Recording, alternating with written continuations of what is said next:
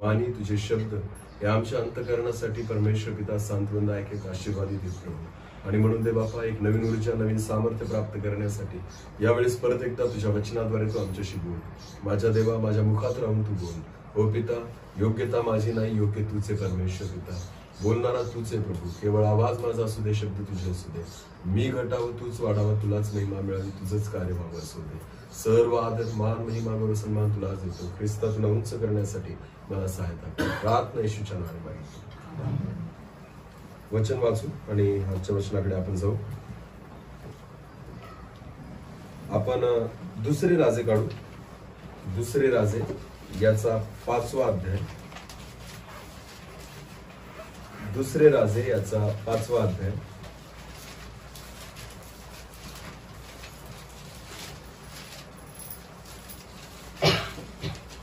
दुसरे राजे याचा 5वा अध्याय आणि वचन 1 पासून पुढे आपण वाचू. अरामाच्या राजाचा सेनापती नामान हा आपल्या धनाच्या पदरी एक थोर व प्रतिष्ठित मनुष्य होता, कारण त्याच्याद्वारे परमेश्वराने अरामात जय दिला होता. तो पराक्रमी वीर होता, पण कोढी होता. अरामी लोकांनी टोळ्या करून छापा घातला आणि इस्रायल देशातून एक लहान मुलगी कैद करून नेली. ती नामानाच्या स्त्रीच्या सेवेसाठी राहिली. मागं पण म्हटलं होतं की हा जो नामान आहे हा अरामी सेनेतला एक सेनापती आहे. आणि बायबल असं म्हणतं की परमेश्वराने नामानाच्या हाते आरामाच्या राजाला जय दिला होता. कोणाच्या विरुद्धामध्ये? इस्रायलाच्या विरुद्धात. लक्षात घ्या, देवाने एका परक्या व्यक्तीला निवडलं किंवा त्याला बळ दिलं किंवा त्याचा उपयोग केला त्याच्या लोकांच्या विरोधात लढण्यासाठी.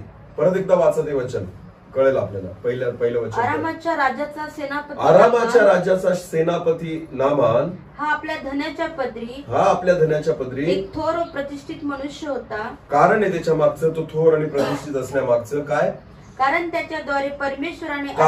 त्याच्याद्वारे नामानाच्या द्वारे परमेश्वराने अरामास जय दिला होता. अरामी लोक देवाला न ओळखणारे होते, तरी सुद्धा परमेश्वराने इस्रायली लोकांच्या विरुद्धामध्ये आरामी लोकांना जय प्राप्त करून दिला. हालेलुया. आणि त्याच्यासाठी परमेश्वराने कोणाला उपयोगी केलं?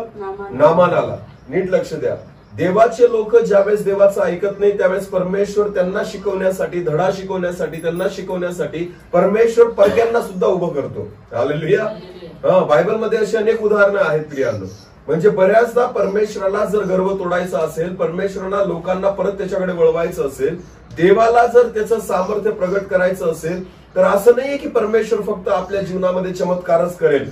असं नाहीये की परमेश्वर काहीतरी चमत्कार करूनच दाखवेल. बऱ्याचदा आपला कठीणपणा तोडण्यासाठी, आपला अहंकार तोडण्यासाठी बऱ्याचदा परमेश्वराला आपल्या विरोधामध्ये कोणाला तरी उभं करावं लागतं. हालेलुया. आणि इस्रायल लोकांच्या विरोधामध्ये परमेश्वराने नामानाला उभं केलं होतं आणि नामानाद्वारे परमेश्वराने जय प्राप्त करून दिला असं म्हटलेलं आहे. इस्रायली लोक आहेत, देवाचे लोक आहेत म्हणून ते जय प्राप्त करतील असं नाहीये. तर देव ज्यांच्या बाजूने उभा राहील तोच विजयी होईल. हालेलुया. म्हणून बऱ्याचदा मी ख्रिस्ती आहे म्हणून मी आशीर्वादित होईल असं नाहीये. तर परमेश्वर माझ्या बाजूने उभा असला पाहिजे तर मी आशीर्वादित होईल. आमेन. कारण बायबलमध्ये स्पष्ट म्हटलेलं आहे परमेश्वराने आरामी लोकांना जय दिला. कारण देव कोणाच्या बाजूने उभा होता? नामानाच्या. आरामी लोकांच्या बाजूने परमेश्वर उभा होता. बायबलमध्ये असं म्हटलेलं आहे, यिर्मयाचं पुस्तक जर तुम्ही वाचलं तर त्याच्यामध्ये असं म्हटलेलं की परमेश्वराने ज्या भविष्यवाण्या केल्या यिर्मयाद्वारे, तर परमेश्वराने इस्रायल लोकांना, यहूदाचा राजा सिदकिया याला सांगितलं की मी बाबेलचा माझा सेवक, काय म्हटलेलं आहे परमेश्वराने, काय म्हटलंय? माझा सेवक बाबेलचा राजा नबुखदनेसर. हालेलुया.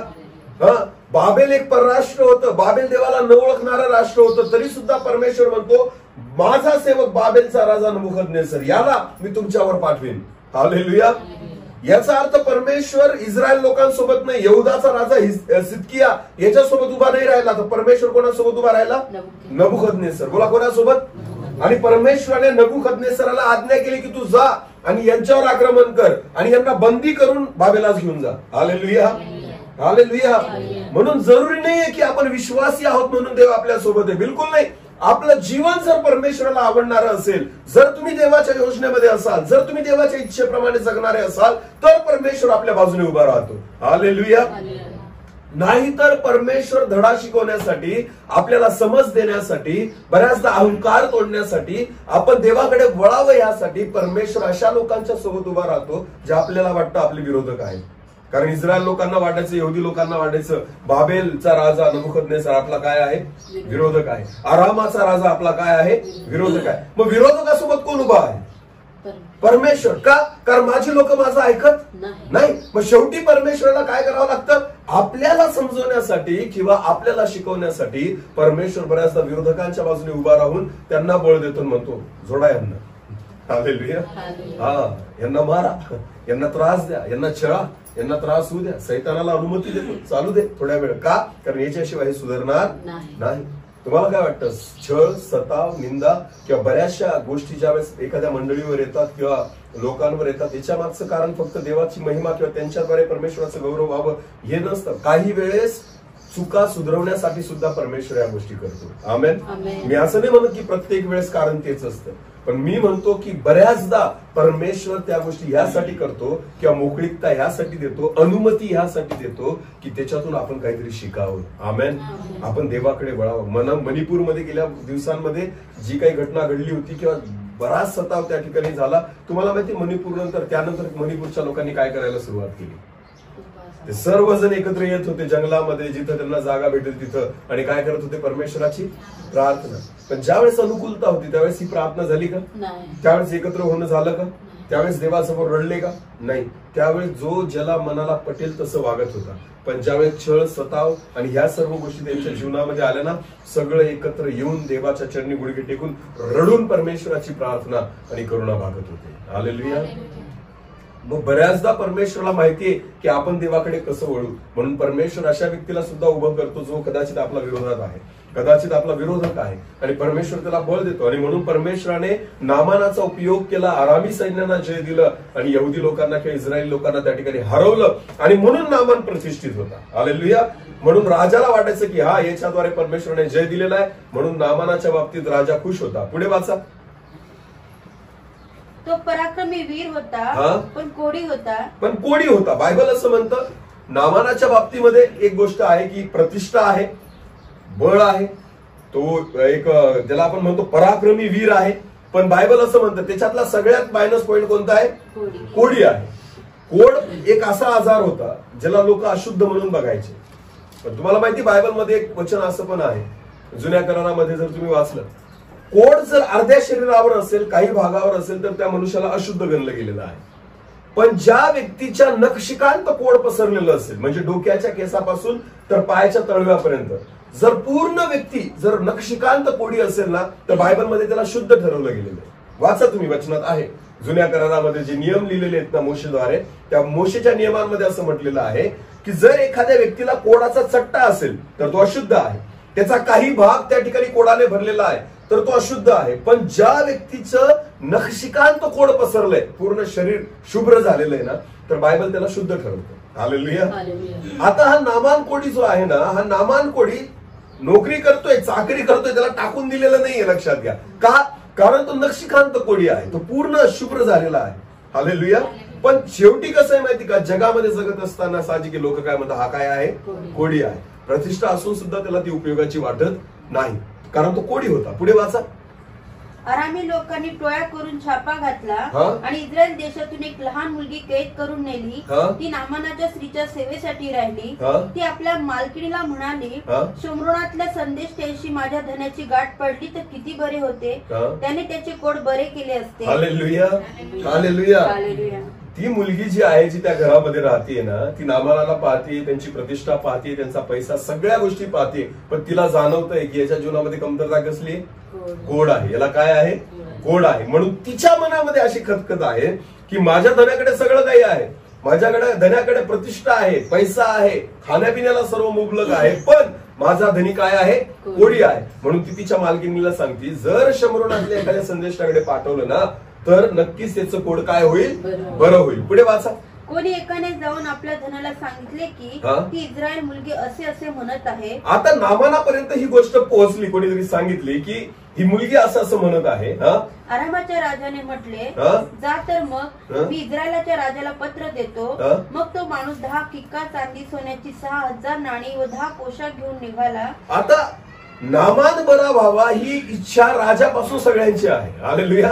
कारण लोक प्रेम करतायत त्याच्यावर, लोकांना वाटतंय हा प्रतिष्ठित आहे, लोकांना वाटतंय हा पराक्रमी वीर आहे, आणि म्हणून राजा म्हणतो जा तू जा, मी तुला पत्र देतो आणि तू त्या ठिकाणी जा आणि मग तू सोनं चांदी जे जे लागेल ते सगळं घेऊन जा. पुढे वाचा. त्याने इस्रायलाच्या राजासाठी पत्र आणले. हा? त्यात असा मजकूर होता की या पत्राच्या द्वारे आपल्याला कळण्यात येत आहे की नामान नावाच्या माझ्या सेवकाला मी आपल्याकडे पाठवले आहे. हा? आपण त्याचे कोड बरे करावे. हा? हे पत्र वाचून इस्रायलाच्या राजाने आपली वस्त्रे फाडली. हा? तो म्हणाला, हा? ह्या मनुष्याने कोड बरे करण्यासाठी माझ्याकडे हा माणूस पाठवला आहे. हा? मरण व जीवन देणारा मी देव आहे काय? हा? विचार करा. पहा, हा माझ्याशी भांडण करण्याचे काहीतरी निमित्त पाहत आहे. हालेलुया. इस्रायलाचा राजा जेव्हा नामान कोडी आला त्याच्याकडे, त्यावेळेस त्या ठिकाणी तो काय म्हणतो की आता मी काय परमेश्वर आहे का मी याला बरं करू? पण हा विसरून गेला की ज्या जिवंत देवाने तुला राजा केलेला आहे ना, तो परमेश्वर महान आहे. आमेन. जर एक व्यक्ती काहीतरी अपेक्षा घेऊन तुझ्यापर्यंत येत आहे ना, याचा अर्थ त्याला काहीतरी वाटतं की तुमच्याकडे काहीतरी आमच्याकडे जे नाही ते तुमच्याकडे आहे. आमेन. नीट लक्ष द्या. बऱ्याचदा जगातले लोक आपल्याकडे मोठ्या विश्वासाने पाहतात की आपल्याद्वारे त्यांच्या जीवनात काहीतरी काम होईल, पण प्रॉब्लेम हा आहे की तो विश्वास आपल्याच काही त्यांना आढळत नाही. हालेलुया. नीट लक्ष द्या. दुरून विहीर दिसतीये, एखादा तहानेला व्यक्ती जातो कशासाठी? विहिरीकडे, पाणी पिण्यासाठी. पण विहीर कोरडी असेल तर विहीर असून उपयोग नाही, तिच्यामध्ये काय असणं गरजेचं आहे? पाणी असणं गरजेचं आहे. अडचण तीच आहे, विश्वासी आहोत पण काय विश्वास आपल्याला तरी तारतो का? काय आपला विश्वास इतरांसाठी उपयोगी होतो का? काय आपल्या विश्वासाद्वारे लोक आशीर्वादित होता का? ही फार महत्वाची गोष्ट आहे. तुम्हाला माहितीये, इस्रायली राजाकडे जेव्हा नामान कोडी आला, तो पत्र घेऊन आला किंवा बरं होण्याच्या विश्वासाने आला, तो विश्वास घेऊन आला की इथं गेल्यानंतर मी बरा होईल. कारण विश्वास कोणी दिला? विश्वास कोणी दिला? एका मुलीने. कोणत्या मुलीने? इस्रायली मुलीने. ती काय होती? गुलाम. ती काय होती? गुलामाला विश्वास आहे पण राजाला विश्वास नाहीये. हालेलुया. एक मुलगी जी गुलामीमध्ये आहे ती विश्वास धरते की तू जाशील ना इस्रायलामध्ये तर तू बरा होशील. आमेन. जी गुलाम मुलगी जी आहे ना, ती त्या ठिकाणी कष्ट भोगतीये, ती त्या ठिकाणी गुलामीमध्ये, ती त्या ठिकाणी त्रासामध्ये, तरी सुद्धा जिवंत देवावर तिचा काय? विश्वास आणि भरोसा. हालेलुया. आणि इथं राजा महलामध्ये राहतोय, राजा 5 पक्वान्न खातोय, राजाला सगळ्या गोष्टी मिळत आहेत, तरी सुद्धा राजाचा विश्वास नाहीये. हालेलुया. हा, नीट लक्ष द्या. बऱ्याचदा हा फरक आपल्या जीवनामध्ये असतो. एकीकडे सगळ्या गोष्टी असून सुद्धा विश्वास राहत नाही, आणि एखाद्या व्यक्तीकडे काहीच नसतं तरी सुद्धा त्याचा विश्वास स्थिर असतो. आमेन. हालेलुया. देवाने सगळं काही दिलं, परमेश्वराने भरपुरीने दिलं, तरी सुद्धा मनुष्य देवावर विश्वास ठेवत नाही. पण एखादा व्यक्ती असतो जो कंगाल असतो, ज्याच्याकडे काही नसतं, तरी सुद्धा त्याचा भरोसा कोणावर असतो? देवावरच असतो. तो परमेश्वरावर विश्वास. ती जी गुलामीतली मुलगी होती ना, ती गुलामीतली मुलगी विश्वास होती, जर तू शमरोनात जाशील तर बरा होशील. का? कारण त्या ठिकाणी संदेष्टे आहेत. आमेन. पण ज्या राजाच्या हाती संदेष्टे होते, ज्या राजाच्या त्या ठिकाणी राज्यामध्ये एक संदेष्टा होता, त्याचं नाव काय? एलिशा. काही साधारण व्यक्ती नव्हता, सगळ्या राष्ट्राला माहिती होतं एलिशा काय आहे. हालेलुया. तरी सुद्धा राजा विसरून गेला की आपल्याकडे कोण आहे? संदेष्टा. काय नाव आहे त्याचं? एलिशा. राजा विसरून गेला. पण तुम्हाला माहितीये, ती मुलगी विसरली नव्हती. हालेलुया. त्या मुलीला विश्वास होता, ती गुलामीमध्ये असून सुद्धा विश्वास ठेवती की तू जाशील तर बरा होशील. आणि राजाने आपली वस्त्र फाडली, तो म्हणतो हा काहीतरी भांडणाचं कारण शोधून माझ्याकडे आला. पुढे वाचा. इस्रायलच्या राजाने आपली वस्त्र फाडली हे देवाचा माणूस अलिशा याने ऐकले. तेव्हा त्याने राजाला सांगून पाठवले, तू आपली वस्त्रे का फाडलीस? त्याने माझ्याकडे यावे, म्हणजे इस्रायला संदेष्ट आहे हे त्याला कळेल. हालेलुया. अलिशाला जेव्हा कळलं की राजाने वस्त्र फाडली, तो म्हणतो कशाला वस्त्र फाडतो? माझ्याकडे पाठव, म्हणजे त्याला कळेल की इस्रायलामध्ये कोण आहे? संदेष्ट आहे. पुढे वाचा. तेव्हा नामान घोड्या रथानिशी अलिशाच्या दारी जाऊन उभा राहिला. अलिशाने एका जास्तूदाराच्या हाती त्याला सांगून पाठवले की जाऊन यार्देने 7 वेळा स्नान कर, म्हणजे तुझे शरीर पूर्वीसारखे होऊन तू शुद्ध होशील. बायबल असं म्हणतं, अलिशा घोड्या रथांसहित सगळा लवाजमा घेऊन कोणाच्या दारात जाऊन उभा आहे? अलिशाच्या. नामान तिथं अलिशाच्या दारात जाऊन उभा आहे. पण बायबल असं म्हणतं, अलिशाने नामानाचं तोंड सुद्धा पाहिलं नाही. त्याला कळलं की कोण आलेला आहे? नामान आलेला आहे. सगळा लवाजमा घेऊन आलेला आहे, रथ घेऊन आलेला आहे, घोडे घेऊन आलेला आहे, संपत्ती घेऊन आलेला आहे, सगळे प्रतिष्ठित सरदार घेऊन आलेला आहे. पण बायबल असं म्हणतं अलिशा घराच्या बाहेर सुद्धा गेला नाही, तर त्याच्या एका दासाच्या आधी त्यांनी जाऊन सांगितलं, त्याला सांगून पाठवलं, जा आणि यार्दन नदीत काय कर, 7दा डुबक्या मार, म्हणजे तुझं पोट बरं होईल आणि तू पूर्वीसारखा बरा होशील. हालेलुया. आता पुढे वाचा. हे ऐकून नामान रागावून चालता आता झाला. बायबल असं म्हणतं जेव्हा अलिशाने त्याला भेट दिली नाही, अलिशा त्याला भेटायला आला नाही, तर बायबल असं म्हणतं नामानाला काय आला, क्रोध आला, राग आला, की हा बाहेर सुद्धा आला नाही. पुढे वाचा. तो म्हणाला, नामान म्हणाला, पहा मला वाटले होते, मला वाटले होते. नामान काय म्हणतो, मला वाटले होते. कालच आम्ही वचनातून शिकलो हे वाटणं फार भयानक असतं. हालेलुया. वाटणं जे असतं ना हे फार भयानक असतं. आपल्याला काही वाटू शकतं. मी काल एक उदाहरण दिलं होतं, लहान मुलं चोर पोलीस खेळतात ना, तर जो पोलीस बनतो त्याला काय वाटतं, मी काय पोलीस. हालाकी तो कधीच पोलीस भरतीत गेलेला नसतो, किंवा त्याला काही पोलीस म्हणून त्या ठिकाणी युनिफॉर्म भेटलेला नसतो, तरी तो काय समजतो स्वतःला पोलीस. कारण त्या क्षणी त्याला काय वाटतं, मी काय पोलीस. कारण आपण काय खेळतोय, चोर पोलीस. जो चोर असतो त्यांनी कधीच चोरी केलेली नसेल, तरी त्याला काय वाटतं, मी काय चोर. म्हणून तो सुद्धा कसा वागतो, कोणासारखा वागतो, वाटायला काही वाटू शकतं. हालेलुया. हे वाटणं फार भयानक आहे.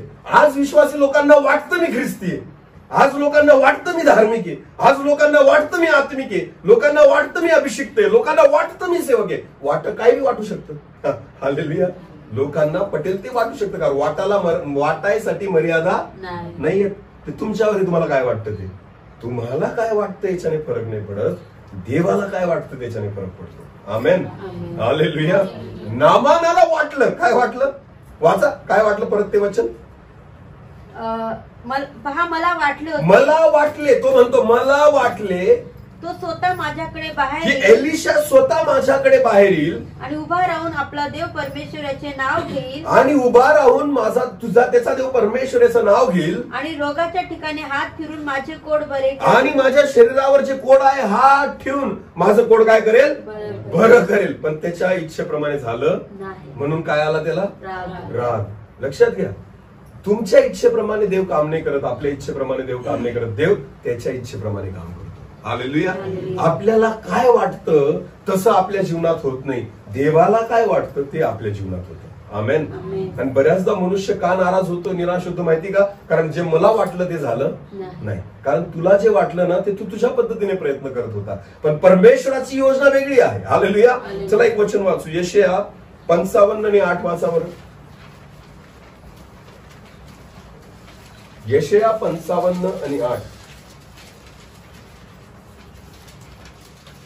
कारण माझ्या कल्पना, बायबल असं म्हणतं, देव म्हणतो, कारण माझ्या कल्पना तुमच्या कल्पना नाहीत, तुमच्या कल्पना नाहीत, माझे मार्ग तुमचे मार्ग माझे मार्ग हे तुमचे मार्ग नाहीत, असे परमेश्वर म्हणतो. असे परमेश्वर म्हणतो. पुढे, कारण आकाश जसे पृथ्वीहून उंच आहे, कारण आकाश जसे पृथ्वीहून उंच आहे, तसे माझे मार्ग तुमच्या मार्गाहून, तसे माझे मार्ग तुमच्या मार्गाहून, आणि माझ्या कल्पना तुमच्या आणि माझ्या कल्पना तुमच्या कल्पनांहून उंच आहे. उंच आहेत. हालेलुया.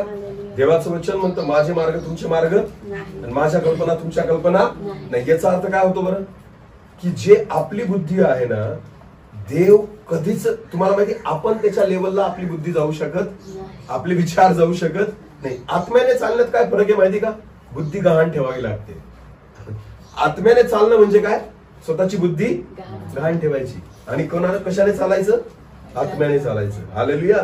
बुद्धी पूर्णपणे बाजूला ठेवायची, आणि कशाने चालायचं, पाण्यावर उतरल्यानंतर मी बुडणार आहे हे ज्ञान आहे, जे तुम्हाला माहिती आहे मला माहिती आहे. पण पेत्राने विश्वास ठेवला, जर तू चालतोय तर मी चालेल, ग्रॅव्हिटी मला बुडवणार नाही, पाणी मला बुडवणार नाही, हा विश्वास पेत्राने ठेवला. बुद्धी गहाण ठेवली त्यांनी. कशावर चालला तो, पाण्यावर. पण कशामुळे चालला, आत्म्याने. हालेलुया. कशाने चालला, आत्म्याने. लक्षात घ्या, प्रभू म्हणतो माझे मार्ग तुमचे मार्ग आणि माझ्या कल्पना तुमच्या कल्पना नाहीत. हालेलुया.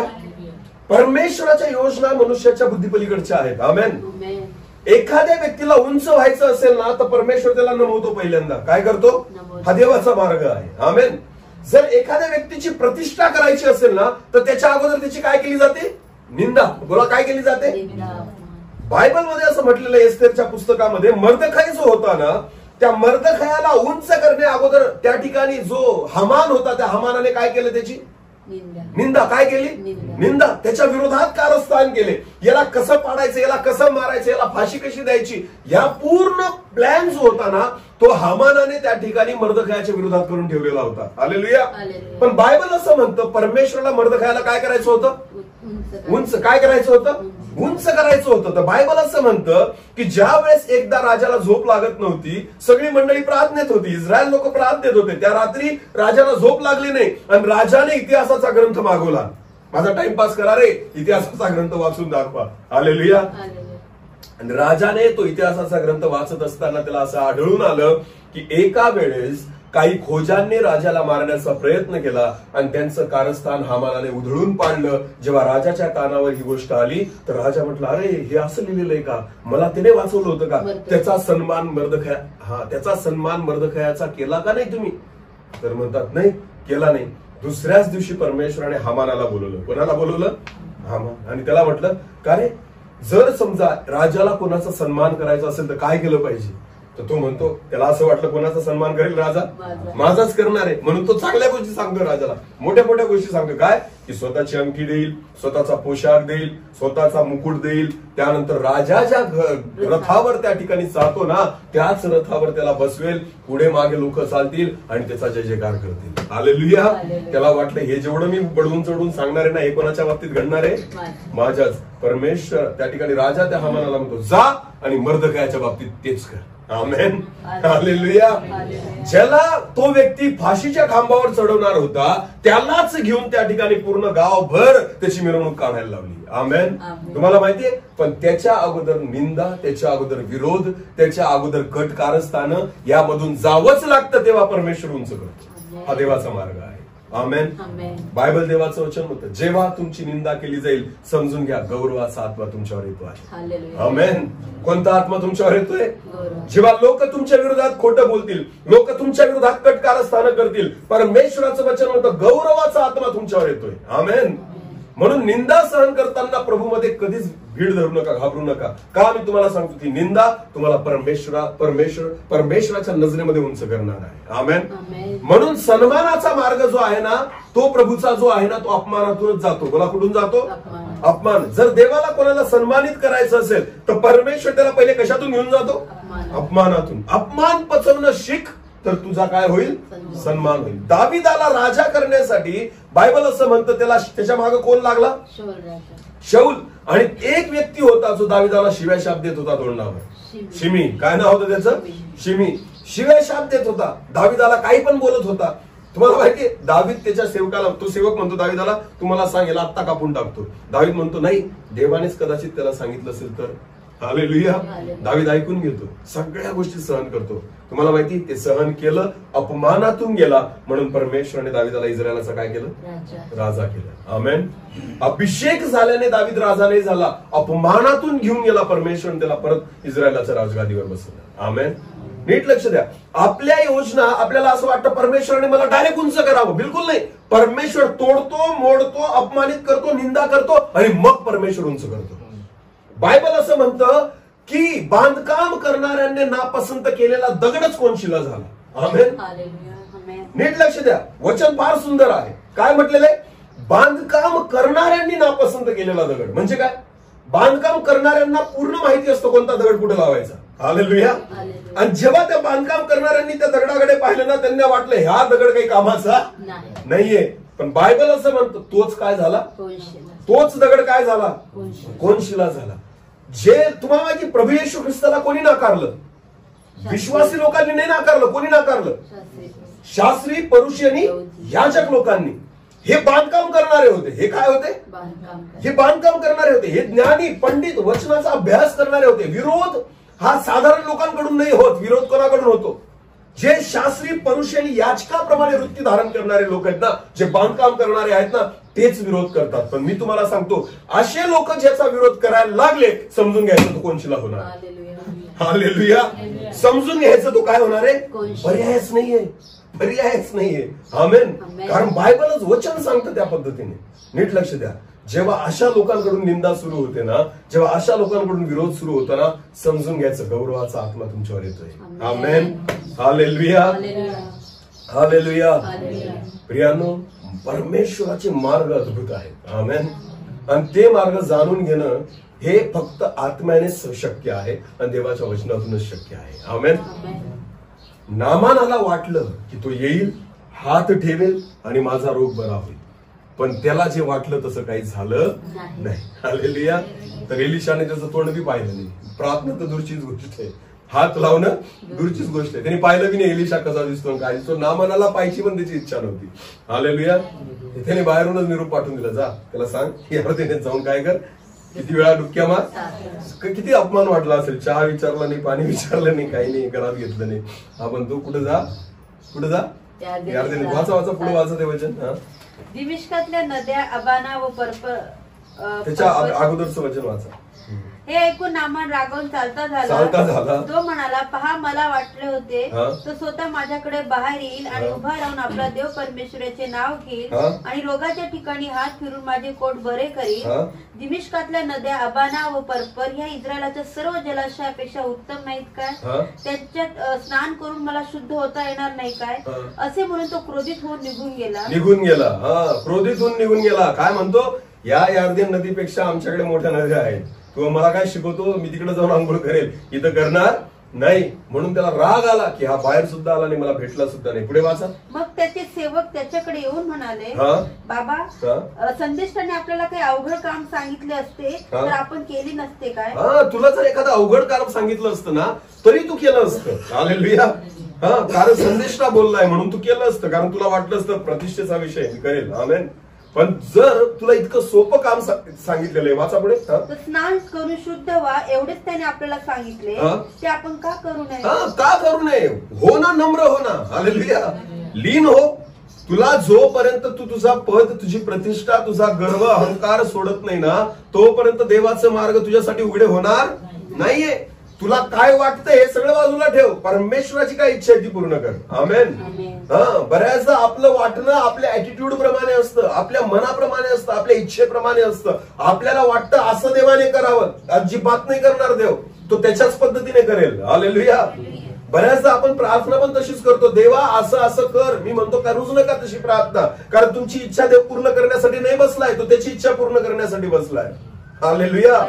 म्हणून प्रभू येशू ख्रिस्ताने गेतशेमाने बागेमध्ये प्रार्थना केली, हे पिता, शक्य असेल तर हा प्याला माझ्यापासून दूर कर. ही येशूची प्रार्थना होती. पण दुसऱ्या क्षणी पवित्र आत्म्याने त्याला सुचवलं आणि तो म्हणतो, तरी माझ्या इच्छेप्रमाणे नको, तुझ्या इच्छेप्रमाणे होऊ दे. हालेलुया. लक्षात घ्या, जेव्हा समोर मरण दिसतंय, समोर क्लेश दिसतायत, समोर असह्य वेदना दिसतायत ना, तर येशू ख्रिस्त सुद्धा घाबरला आणि तो म्हणतो, शक्य असेल तर हा प्याला माझ्यापासून काय कर, दूर कर. पण दुसऱ्या क्षणी परत प्रभू येशू ख्रिस्त पवित्र आत्म्याने भरून प्रार्थना करतो आणि म्हणतो, तरी माझ्या इच्छेप्रमाणे नको, तुझ्या इच्छेप्रमाणे होते. हालेलुया. हालेलुया. इथं जर येशूची इच्छा पूर्ण झाली असती तर काय झालं असतं? ही प्रार्थना येशूची जर ऐकली गेली असती समजा, तर काय झालं असतं?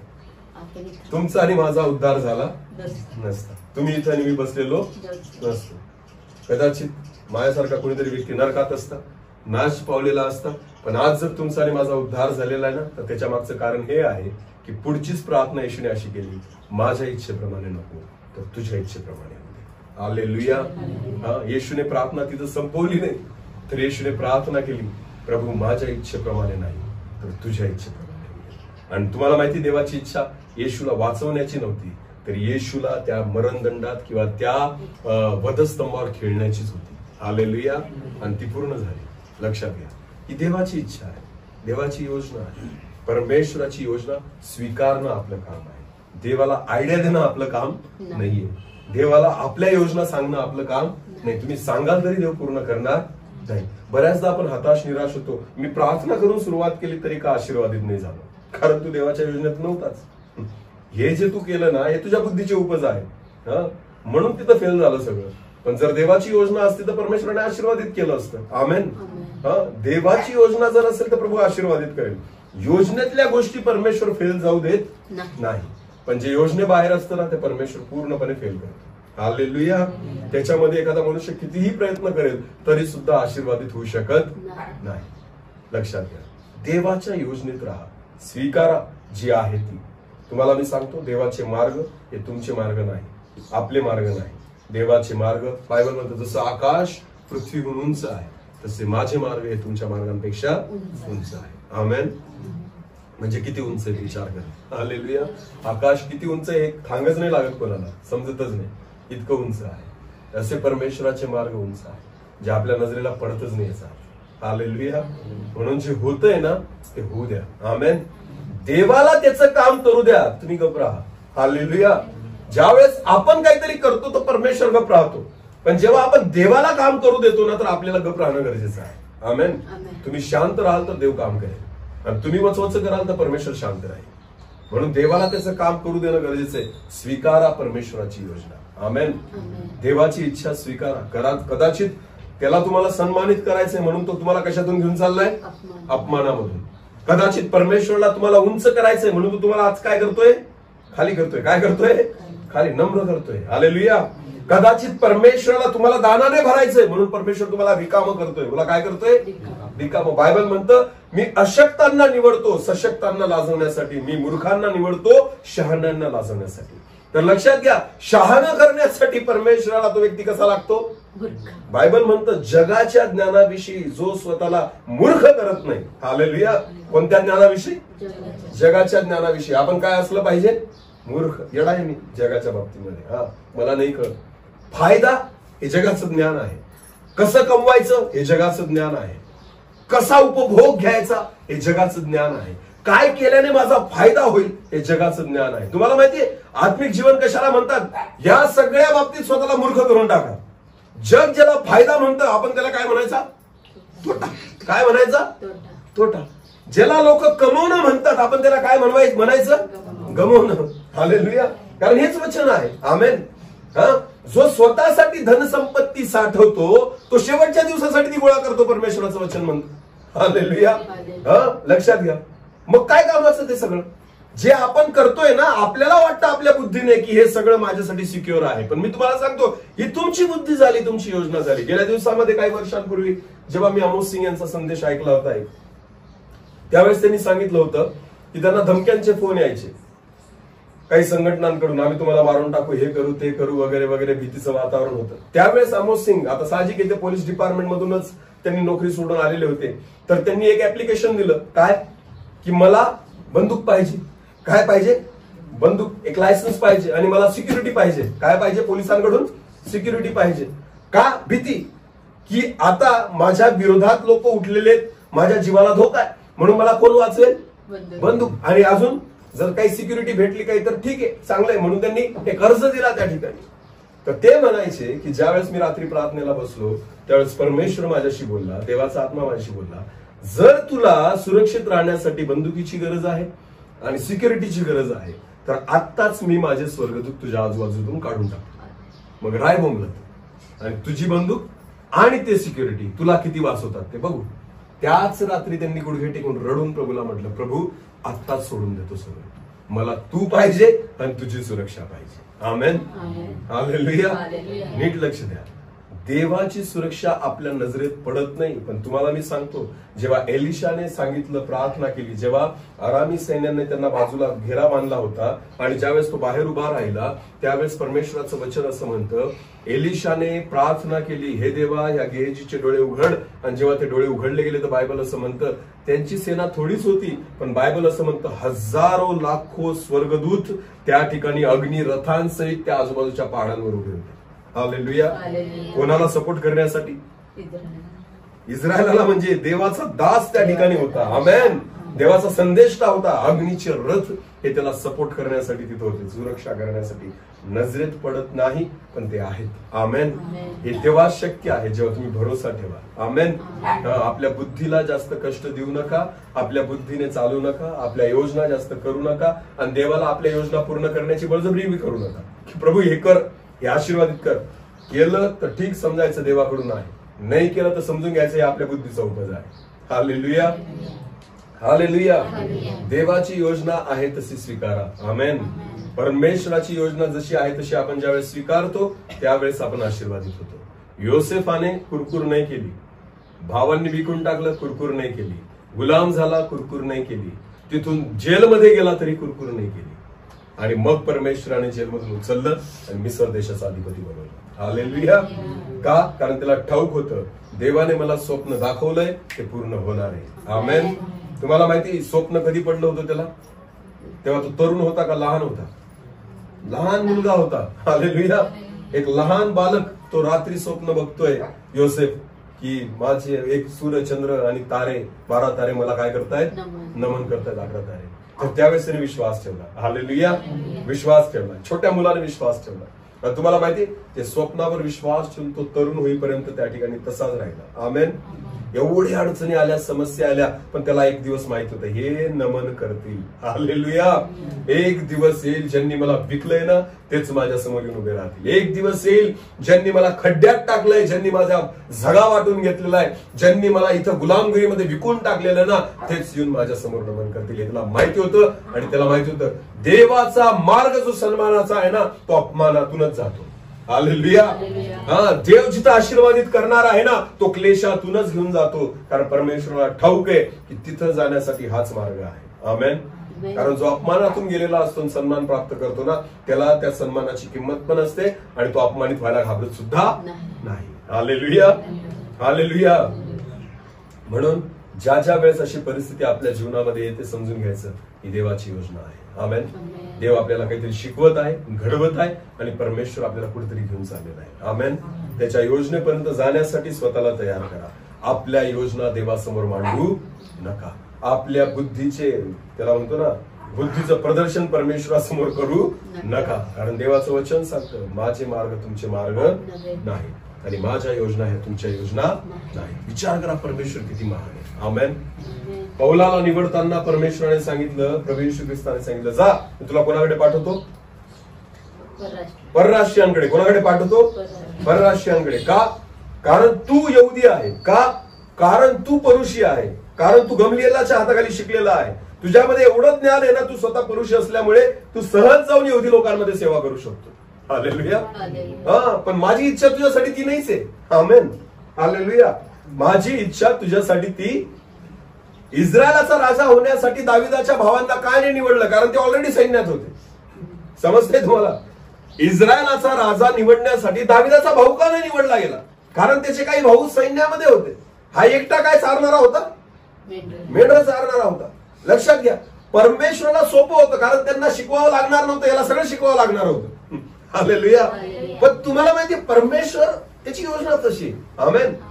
ज्याला येतं ना ते परमेश्वर उपयोगी नाही करत. ज्याला काहीच नाही त्याला उपयोगी करतो. हालेलुया. म्हणून त्याला माहितीये परमेश्वराला की यांना तलवार चालवता येते ना हे तोपर्यंत तलवारच चालवतील जोपर्यंत त्यांना कळतं कशी चालवायची. पण दाविदाला माहिती तलवार कशी धरायची ते पण माहिती नव्हतं. हालेलुया. मग हा कोणावर भरोसा ठेवेल? देवावर. जर याच्या समोर गोल्ह्यात उभा राहिला दावीद कोणावर भरोसा ठेवेल? देवावर. कारण त्याला तलवार धरता सुद्धा येत चालवणं तर दूरची बात आहे. आमेन. म्हणून परमेश्वराला माहिती होतं हाच योग्य आहे. कारण हा प्रत्येक क्षणी प्रतिदिन कोणावर भरोसा ठेवून चालेल? देवावर. आमेन. हालेलुया. म्हणून मी तुम्हाला सांगतो परमेश्वर बऱ्याचदा सेवा त्यांचीच प्रभावी करतो, आशीर्वादित करतो ज्यांचं बायबल ट्रेनिंग नाही झालं. खरं सांगतो मी तुम्हाला आशीर्वादित सेवा अशा सेवकांची आहे ज्यांचं बायबल ट्रेनिंग झालेलं नाहीये. का? कारण देवाला मूर्खच लागतात. तो म्हणतो जे रिकामे आहेत ना रिकामे भांडे ते माझ्याकडे आणा म्हणजे मी ते भरेल. आमेन. जे भरून आलेले आहेत परमेश्वर त्यांना काहीच करू नाही शकत. कारण ते देवाचं पण नाही ऐकत. मग ते देवाचं पण ऐकत नाही. ते म्हणतात आम्हाला सगळं याला सेवा म्हणतात. ते अजिबात कोणत्याच गोष्टीमध्ये मागं पुढे बघत नाही. हे असं तर असंच. याच्या मग ते बायबल म्हणतं ना दया पाहिजे यज्ञ नको. शास्त्री परुषी याजक काय करायचे? यज्ञ करायचे. ते दया करत नव्हते. असं तर असंच झालं पाहिजे. हिने व्यभिचार केला तिला काय केलं पाहिजे? दगडमारच केला पाहिजे. मारा हिला. हिचं रक्त सांडायचं, डोकं फोडा.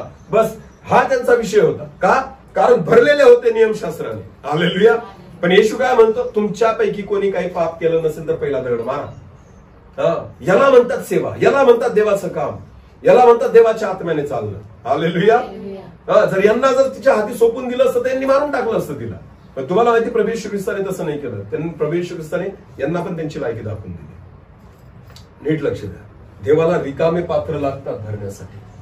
जर प्रभू एखाद्याला सेवक बनवतो ना, तर प्रभू भरलेल्याला कधीच उपयोगी नाही करत. जो रिकामा आहे त्याला उपयोगी करतो. नीट लक्ष द्या. आणि म्हणून तुम्ही ना अनेक लोकांच्या टेस्टिमनी वाचा, ऐका, जे मोठे मोठे सेवक होऊन गेले आतापर्यंत. मी तुम्हाला लिहून देतो, ते कोणत्याच बायबल ट्रेनिंग मध्ये गेलेले नव्हते, कुठंच नाही. त्यांना जे शिकवलं ते देवाने शिकवलं. आमेन. हा, कारण मी तुम्हाला सांगतो ना, बायबल ट्रेनिंग चुकीचं आहे असं मी नाही म्हणत, पण प्रॉब्लेम हा आहे, अडचण बायबल ट्रेनिंगची नाही, अडचण घेणाऱ्यांची आहे. हालेलुया. समजते मी काय सांगतोय? अडचण बायबल ट्रेनिंगची नाहीये, अडचण कोणाची आहे? जे घ्यायला जातात त्यांची. ते तिथून काय घेऊन येतात त्याच्यावर डिपेंड आहे. हालेलुया. हा, ते जर भरून येत असतील, तुम्हाला माहिती, मला असं वाटतं बायबल ट्रेनिंग भरण्याचं ठिकाण नाही, रिकामं होण्याचं ठिकाण आहे. हालेलुया. हा, जिथं तुमचा गर्व रिकामा झाला पाहिजे, मीपणा गेला पाहिजे, जिथं तुमचा अहंकार गेला पाहिजे, जुने स्वभाव गेले पाहिजे, जुन्या सवयी गेल्या पाहिजे, या सगळ्या गोष्टी रिकामं करण्याचं ते ठिकाण आहे. पण उलट होतं, तिथून मनुष्य काय करतो? गर्व घेऊन येतो, अहंकार घेऊन येतो, मीपणा घेऊन येतो, ज्ञान घेऊन येतो. बायबल म्हणतं ज्ञान फुगवतं. ज्ञान काय करतं?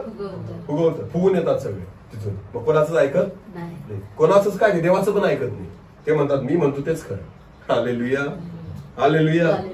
म्हणून मी तुम्हाला सांगतो प्रियानो, परमेश्वराचे मार्ग मनुष्याच्या बुद्धीपलीकडचे आहे. हालेलुया. एवढंच आहे की माणसाला ते सहज पचत नाही. का? कारण आपल्याला आपल्या पद्धतीने चालायची गरज. मला वाटतं जो आहे ना, हाच प्रॉब्लेमॅटिक आहे आपल्यासाठी. आपलं वाटणं फार भयानक आहे आणि आपल्या वाटण्याने काहीच फरक पडत नाही. मला तर फार वाटतं की मी भारताचा पंतप्रधान व्हावं, पण नाही होऊ शकत. वाटण्याने काय होतंय? हालेलुया. असं वाटून होतं का? नाही. देवाची योजना ती नसेल. हालेलुया. ती नाहीये. देवाची योजना जी ती स्वीकारली पाहिजे. आमेन. वाटायला काही वाटतं आपल्याला, मी काही व्हावं, मी हे व्हावं, मी ते व्हावं, वाटून काही फरक पडत नाही. आपलं वाटणं हे आपल्या बुद्धीप्रमाणे आहे, आपल्या पात्रतेप्रमाणे आहे. पण देवाची योजना तुमच्या आणि माझ्या योजनेपेक्षा अद्भुत आहे. आमेन. जसं आकाश पृथ्वीहून उंच आहे, तसं देवाच्या योजना आणि देवाचे मार्ग हे तुमच्या आणि माझ्या इच्छेपेक्षा ते आपल्या मार्गांपेक्षा उंच आहे. आमेन. देव या वचनाप्रमाणे अधिक समजण्यासाठी आपल्याला कृपा आणि अनुग्रह देव. प्रार्थना करू. सर्वजण डोळे झाले. सर्व शक्तिमान आमच्या जिवंत देवा, आकाश आणि पृथ्वीच्या उत्पन्न करता प्रभू, तुला धन्यवाद देतो, स्तुती करतो. आजचा समय तू दिला की आम्ही तुझ्या चरणी येऊन, तुझ्या पवित्र चरणी येऊन तुझी आराधना, भक्ती, स्तुती करावी आणि परमेश्वरा तुझं वचन आम्ही ऐकावं. प्रभूजी, आज या समयाला तू आमच्याशी बोललायस त्याबद्दल धन्यवाद. खरंच परमेश्वर पिता, नामानाला वाटलं होतं की एलिशा बाहेर येईल, माझ्यावर हात ठेवेल, मला बरं करेल. पण प्रभू, नामानाला एलिशा तोपर्यंत भेटला नाही जोपर्यंत नामान बरा झाला नाही. प्रभू, ज्यावेळेस नामान बरा झाला त्यावेळेस एलिशाने त्याची भेट घेतली. हो परमेश्वर पिता, कारण तो नम्र झालेला होता, तो झुकलेला होता. हो प्रभूजी, जोपर्यंत आम्ही झुकत नाही तुझ्या समोर येऊ शकत नाही, जोपर्यंत आम्ही नम्र होत नाही तुझ्या समोर येऊ शकत नाही, जोपर्यंत आम्ही तुझे मार्ग जाणत नाही आणि स्वीकारत नाही तोपर्यंत आम्ही तुझ्याजवळ येऊ शकत नाही. प्रभूजी, आम्हाला तुझ्या समोर येण्यासाठी लागणारी कृपा दे. तुझे मार्ग आणि तुझ्या योजना, तुझ्या इच्छा आम्ही जाणून घ्याव्या, त्या स्वीकाराव्या, यासाठी कृपा आणि अनुग्रह दे. तुझ्या वचनाद्वारे तू आज आमच्याशी बोललाय. आमची मन कठीण होऊ देऊ नकोस, तर वचनावर विश्वासून चालणं आम्हाला शिकव. धन्यवाद. जे 20 पेरलं गेले ते 30 पट, 60 पट, 100 पट फळ देणार आहे. सर्व आदर, मान, महिमा, गौरव, सन्मान तुझा आम्ही तुलाच देतो. प्रार्थना येशू प्रभू तुझ्या पवित्र गोड पराक्रमी नावाने म्हणून